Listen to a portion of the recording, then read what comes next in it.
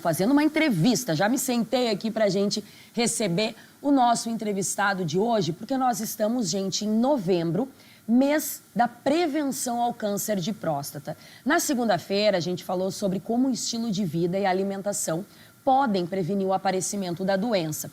E hoje, pessoal, a gente fala sobre outras formas importantes de prevenção. Entre elas, lógico, visitas ao médico e exames em dia. Porque, olha só, chama a atenção o quanto o nosso estado lidera o número de casos. No Rio Grande do Sul, ele ocupa o segundo lugar, esse câncer ocupa o segundo lugar em mortalidade. Muitas vezes é diagnosticado em estágio aí muito avançado. Então, eu vou chamar o Dr. Guilherme, que é urologista do Hospital São Lucas da PUC de Porto Alegre, já está aqui ao vivo com a gente. Oi, doutor, muito boa tarde, bem-vindo ao Conexão RS. Primeira pergunta que eu queria lhe fazer, doutor, quais são as principais causas do aparecimento desse tipo de câncer?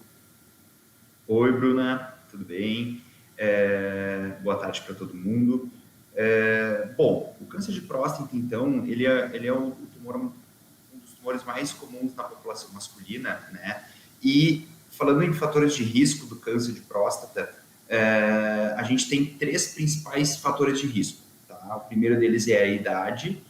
Homens a partir de 50 anos têm um risco maior de desenvolver câncer de próstata.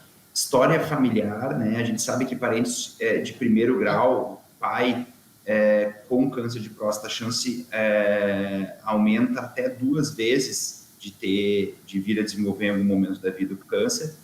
E indivíduos de pele preta, indivíduos negros também têm um risco maior de desenvolver câncer de próstata e o tumor nesse grupo de pacientes também ser um pouco mais agressivo, né? Além de fatores como obesidade, consumo excessivo de gorduras também é um fator de risco para desenvolver o câncer de próstata.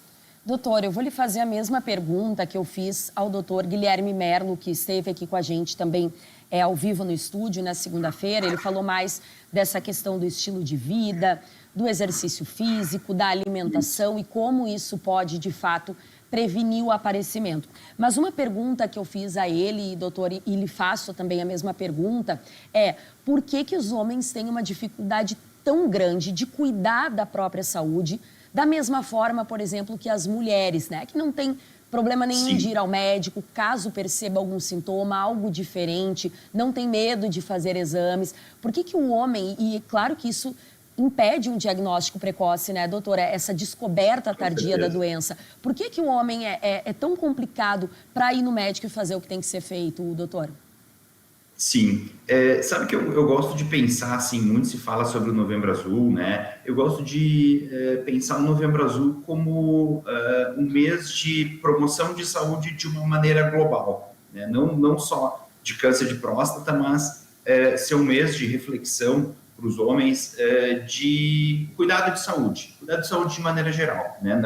Não só voltado à próstata, mas também, como tu mesmo disse, hábitos de saúde, sedentarismo, álcool. A gente sabe que o homem ele vive em média 7 anos menos que as mulheres, né? Então é a reflexão: o que a gente está fazendo de diferente, o que o homem faz de diferente que a mulher vive tão mais, que o homem tem uma longevidade bem maior que o homem, né? A gente sabe que que ainda assim tem um tabu muito grande na nossa sociedade. E até tem uma questão cultural do homem ter mais receio de consultar e também uma questão meio de por vezes vergonha, né? Por vezes assim de não ter uma preocupação com a saúde de maneira geral, né? Mas assim, com certeza questões culturais da nossa sociedade, né? São uma barreira de procurar essa cultura do homem não precisar, né, ter, que isso eu não preciso ir, porque não precisa de prevenção, enfim, e a gente sabe que o homem bebe mais que a mulher, o homem fuma mais, em geral os índices de obesidade são maiores em homens que mulher, então, de maneira geral, o homem cuida pior da sua saúde que a mulher, né? É muito cultural isso, né, doutor? Muito também. cultural, muito, Com certeza. E deixa eu lhe perguntar, já que a gente está falando dessa importância de fazer o exame, de fazer tudo que precisa ser feito para se diagnosticar com a devida antecedência para poder agir, a partir de qual idade o homem já deve começar a se preocupar com isso? Claro que uma vida inteira de bons hábitos é melhor, mas a partir de qual idade o homem deve colocar ali na sua agenda fazer uma visita ao médico urologista? Com certeza. Bom, eu acho que assim, a gente sempre estimula, e a Sociedade Brasileira de Urologia tem estimulado também com algumas campanhas, que assim como a menina, quando começa a menstruar, começa procura o gineco, né? Isso é uma coisa até intrínseca, assim, né? As meninas vão ao gineco, 12, 13 anos, começam no ginecologista a fazer revisões periódicas. Então, a gente estimula que os pais levem já os meninos no urologista para o menino tirar as dúvidas, né? Questões íntimas. Então, que o primeiro contato com o urologista seja na infância, né? E falando um pouquinho de câncer de próstata, de prevenção de câncer de próstata, hoje as evidências sugerem que há benefício em a gente fazer o rastreio do câncer de próstata a partir dos 50 anos, para quem não tem o fator de risco. E para quem tem fator de risco, a partir dos 45 anos. Relembrando, o que é o fator de risco? Ter um familiar com câncer de próstata ou um familiar com câncer de mama. Tá? O câncer de mama tem uma questão genética nas mulheres, né? Por exemplo, eu tenho uma familiar mulher que teve câncer de mama, dependendo da alteração genética, algumas alterações genéticas também podem propiciar o câncer de próstata no homem. Então, história familiar de tumor de mama, de próstata, é um fator de risco. E indivíduos de pele negra também tem, de ascendência afro-americana, também tem um risco maior de desenvolver câncer de próstata. Então, a partir dos 45 anos para essa população. E você falou, só para a gente frisar e ficar claro, doutor, esse rastreio, então, independente se tem histórico na família, já é recomendado que se faça. Isso. A partir de qual idade? A partir dos 50 anos para a população de maneira geral. Perfeito. A população que não tem fator de risco. E o que se configura, para o pessoal entender, o que é esse rastreio? São exames de sangue, de toque? O que é esse rastreio? Tá.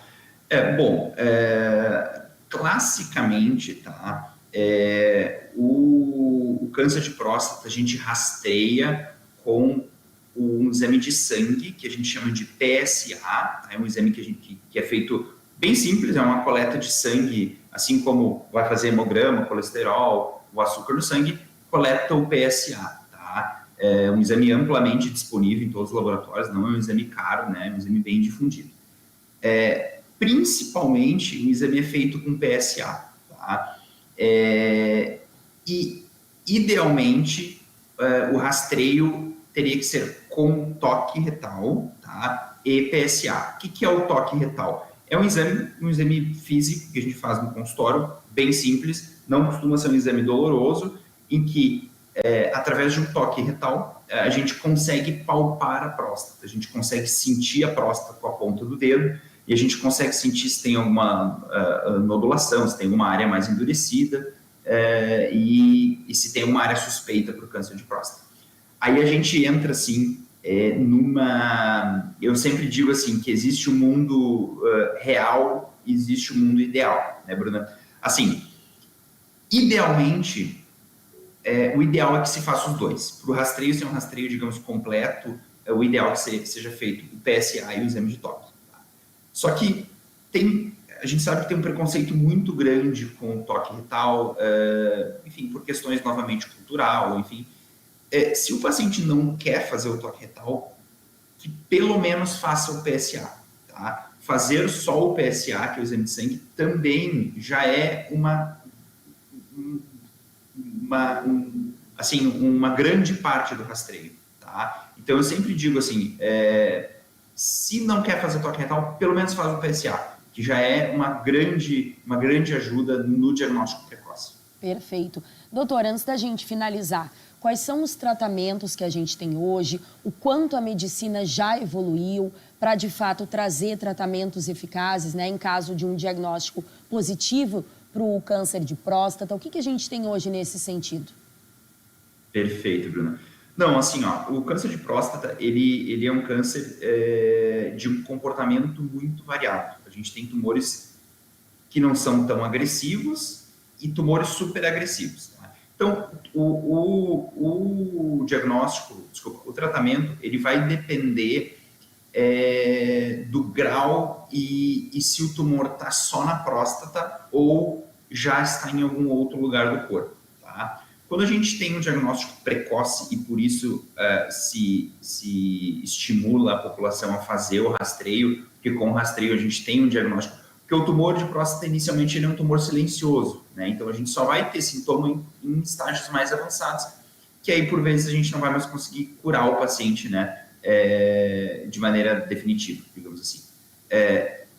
Para tumores de estágio mais inicial, os dois principais tratamentos a cirurgia, a prostatectomia radical, ou seja, a retirada de toda a próstata, tá? Que pode ser feito por cirurgia convencional, por corte, por cirurgia laparoscópica, que é a cirurgia por vídeo, e atualmente, essa é uma cirurgia mais moderna, uma tecnologia mais moderna, por tecnologia robótica, né? Que confere alguns resultados melhores. Ou outra opção de tratamento, também com o intuito curativo, é a radioterapia, também é uma possibilidade.